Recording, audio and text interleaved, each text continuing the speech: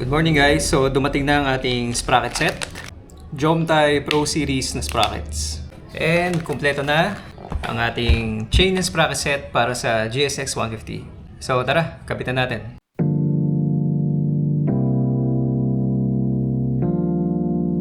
So umabot din ng almost 2 weeks bago dumating, no? So these are Jomtai sprockets guys from Thailand. And these are specific para sa GSX 150. GSX-R, GSX-S. Yan, ito yung sa harap, GSX 150 and Van 125. I think yung Van is parang Honda Monkey, no? Na gawa ni Suzuki. Pero anyways, wala yun dito sa atin eh. Sa Thailand siguro meron. 4 to 8 sprockets, 15 teeth yung front, and 45 teeth sa likod. So same lang guys ng stock sprocket combination natin, 15, 45. And again, ang chain natin ay RK 4 to 8 kilo. Okay, so mag-unbox and unpack na tayo guys. Buksan natin. Oh, may RCB na keychain. RK sticker. At sticker ni Ace Precision guys. So na-order ko to. Itong chain natin guys kay Ace Precision. So shoutout po kay Ace. Alright. And ito ang chain natin guys. Ang daming grasa. O, kitang-kita mo na agad dito. Punasan na lang ito mamaya. So, may kasama din siyang master link at clip. Ito. 130 links ito guys. Itong in-order ko. Ayan. 130 links. So, baka magbawas tayo ng konti since ang GSX guys ay 122 links lang ang kailangan. Lalo na kung stock sprocket combi pa rin ang isasalpak mo. So, ito mamaya natin buksan guys. Since magrasa, no? Yan, pero ito siya. Ito yung contents niya. And dito naman tayo guys sa sprocket. So ito yung front. And here is the front guys. May grasa-grasa pa to. May mga lightening holes. And yan, 15 teeth. Medyo malangis, no? Or parang may grease. Siguro para hindi kalawangin sa packaging. Okay, dito naman tayo sa isa. Sa rear sprocket, buksan natin. Okay. Yan. So, ito ang ating rear sprocket. Ganda ng design niya, no? Yan, color black. And ganda rin ng spokes niya. 45 teeth, guys, again. C49 carbon steel, guys. So, yun din yung isang highlight, guys, ng mga Jomtai sprockets. Kahit lighten yung design nila, no? Matibay sila. Or at least yun yung claim. So, yan. C49 carbon steel Jomtai sprockets, guys. Alright, kapitan natin. Umuulan na guys. Paano tayo magte-testing mamaya? Bukas na siguro or pag tumigil na yung ulan. Anyways guys, umpisa na natin yung installation. So yung stock natin guys ay wala siyang master link. At wala siyang locking clip, no? Endless link ang tawag sa kanya. So kailangan natin gamitan ng chain breaker.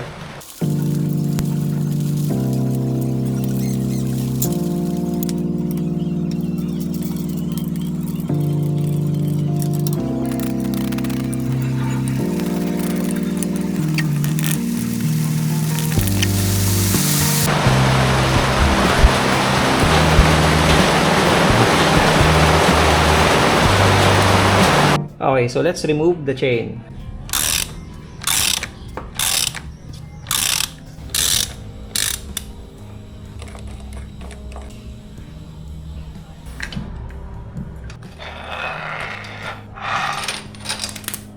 Okay, let's now take off the front sprocket. Here it is. And now let's take off the rear wheel.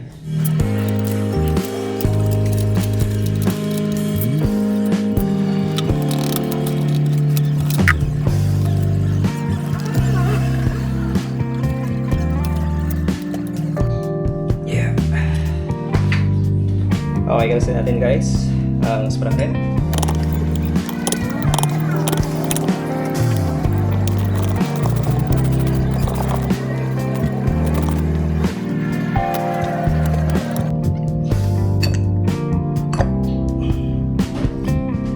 Alright. Okay, so kabit muna natin guys ang front sprocket. So ito na yung Jomtai natin guys na maraming butas. Alright. Gawin natin ang lock. So ito pa rin yung stock natin guys na sprocket lock. Okay. And ang mga tornilyo.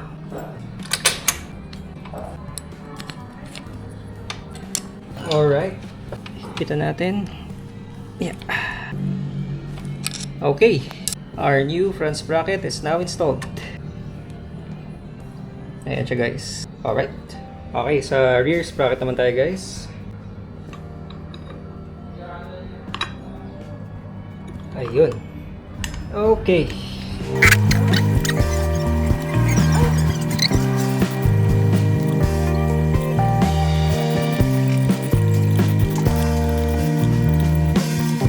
Check muna natin yung likod guys. And yan. Nakalapat naman yung mga square bolts natin sa likod. So, okay na. Okay, higpitan ko na lang to guys. And then, balik na natin sa motor.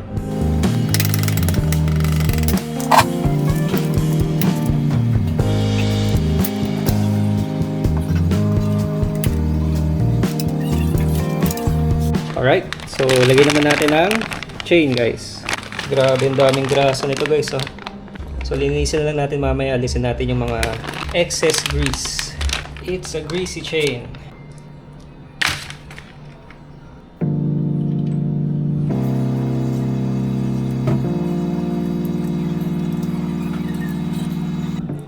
Okay. And there we go. Ayos, ganda. Yan, so we have an excess of 1, 2, 3, 4, 5, 6, 7, 8. Yan, sakto. Since 130 links yan guys, minus 8 equals to 122. So 122 links pa rin ang haba natin at magpuputol tayo dito. Okay, so putulin natin to. Actually dito pala ang putol natin guys sa pang-sham since maglalagay tayo ng master link, no? So yan, dito ang tabas natin. Kabitan natin yung master link. Okay, so buksan natin to guys. Let's see what's in the package. So meron tayong grease, meron tayong 4 na o-ring at yung master link and yung clip ng master link. Yan, 428 seal. Then ang paglagay ko guys ay pag ganito, no? Para yung master clip ay nasa kabila. Since hindi siya kulay gold no? So sa kabila ko na siya lalagay para at least malinis tignan sa side na to. Okay, shoot na natin. Alright. Okay, so for the side plate guys, gagamit tayo ng pang-press, no? So ito, press fit tool para pumasok siya at mailabas natin yung kakabitan ng master clip.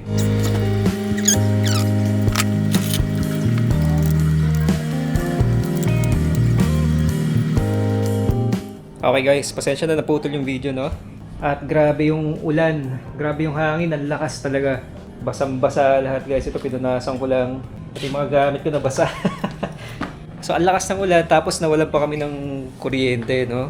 So buti na lang bumalik na ulit. Anyways, saan na ba tayo? Yan, so na press fit ko na guys. Ito yung yan yung master link. Nakalabas na yung gatla na papasukan ng clip. So yun na lang, kakabit ko na lang yung clip. And okay na tayo. And mamaya mag-a-adjust naman tayo ng chain tension. Okay, sa pagkabit pala nito guys ng master clip, dapat itong side na itong side na sarado ay dapat nasa direction siya kung paano yung ikot ng kadena niyo kung pa-forward, no. So dapat pa ganyan siya. Since yung kabilang dulo guys ay open no, para maipasok yung clip. Kailangan dito yung closed sa left. Pag ganun, paabante rin siya. Okay, so ginabit na tayo guys. May mga pinasikaso lang kanina, no? Pero nakabit na natin siya. Nalagay na natin yung master link. Pakita ko sa inyo. Yung master clip pala. Nakabit na natin ito. Ito yun guys. So again, sa kabila natin siya nilagay. Ito, hopefully kita nyo, no? So sa likod natin nilagay guys para malinis tignan dito sa harapan. Pero anyways, ito na siya. Medyo maliwag pa, no-adjust ko pa. Yan ang ating Jomtai sprockets guys, 1545. And ang RK 428 KLO na gold chain. Good morning guys, so maliwanag na ulit. And nasara na natin guys ang GSX. Pakita ko na sa inyo yung rear sprocket tsaka yung chain, no? It looks nice. Ganda guys. Jomtai Carbon Steel 45 teeth Black Edition na parang spokes ang kanyang sprocket style, no? Very open space. Ganda. And yan ang ating RK Gold Chain 428 kilo. At ito ang kanyang Master Link. Ito, nakalagay 428 seal. Finally, nakabit na natin guys ang mga new parts natin. Yung brake hose. Yan siya, yung Solfili. Ating sa harap with the bracket on the front. So, goods ang ating brakes. And goods na rin ang ating final drive or ang ating drivetrain. Chain and sprocket. Hindi ko nga alam mapakita na yung sa harap, no? Nasara na natin. Pero, yung Jomtai din siya na 15 teeth. So, stock settings pa din tayo guys. 1545. Alright? So, in our next video guys, testing natin to sa labas. Itong bago nating mga setup. Actually, itong brakes natin, itong Solfili brake hose, ay na-testing na rin natin nung last kaming nag-ride sa Marilake, no? So, shoutout kay Bro Devicer, kay Vincent, and kay Jello, yung mga nakasama ko sa Marilake. Pero anyways, on our next video nga, sama ko kayo, no? And testing natin yung brakes and yun nga, yung bago nating chain and sprocket. So that's all guys. Thank you and God bless. Bye-bye.